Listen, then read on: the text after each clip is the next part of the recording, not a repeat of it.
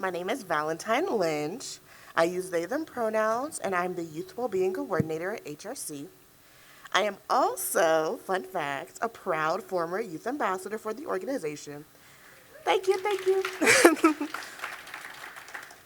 And it is my honor to introduce our first Youth Ambassador keynote for this morning, Kay Smith.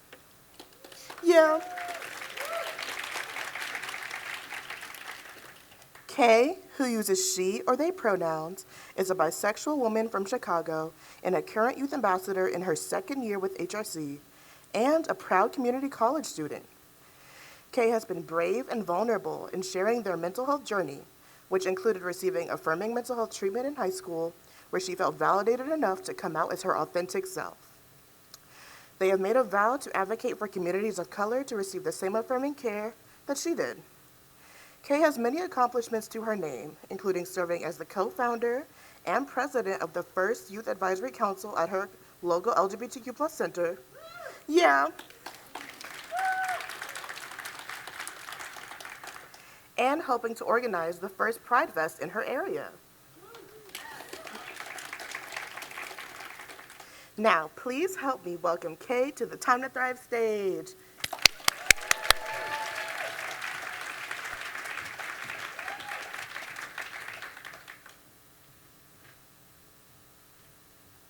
Good morning, everyone. My name is Kay Smith, and I am a Japanese American student and activist from Chicago. My journey to advocacy started in, of all places, a hospital. I know many queer people share this experience, but high school was an especially terrible time for me.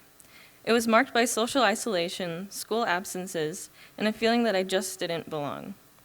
During my freshman year of high school, I felt like I had two options: stay in this miserable reality or escape it entirely. I chose the second option, which landed me in my first of many stays at a behavioral health hospital at the age of 15. It was then I entered an entirely different world. As an Asian American person, the idea of going to therapy, let alone a behavioral health hospital, was uncomfortable and unfamiliar to me. Most of the counselors were white, and they didn't understand my mixed family or our cultural differences.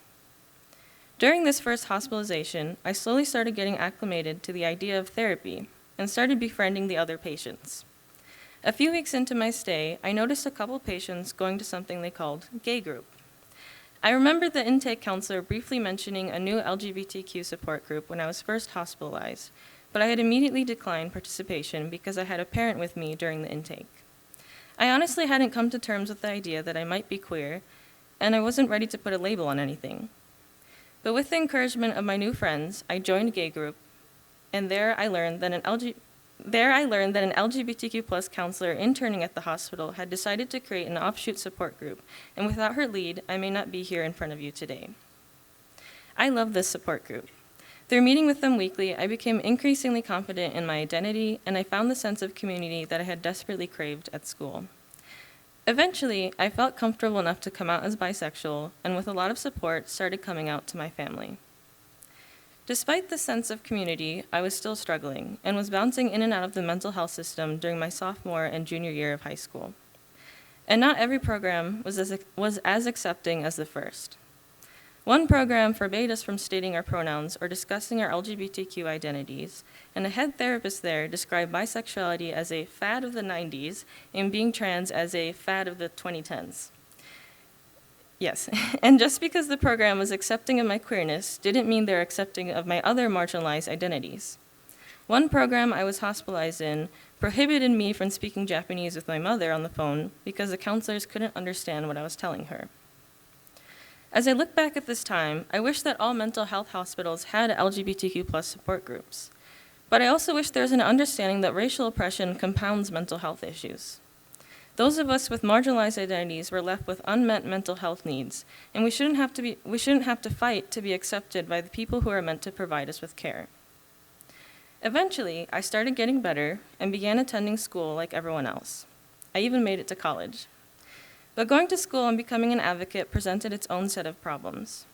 Being a highly vocal and visible LGBTQ+ student on a college campus with an underfunded DEI center meant taking on large projects, all while trying to balance school and work. I eventually stopped prioritizing my health and got extremely burnt out. I thought I had failed as an activist. Despite creating the first Asian Student Association at my school and doing activist work that led to the formation of an LGBTQ+ coordinator position at our DEI center. I always felt like I wasn't doing enough for my community, and I just couldn't keep going at the same pace. I now realize that larger systems of power, like higher education, profit off the free labor of advocates to create positive change without providing adequate support for us. I wish the staff I work with remembered that despite the passion I had for change, I was still a young person navigating the world. And I wish I had realized that sooner myself. And so, as I continue my educational journey and continue to work on recovery, I hope I can impart a few lessons I've learned as a young advocate. We cannot keep running our LGBTQ+ youth into the ground.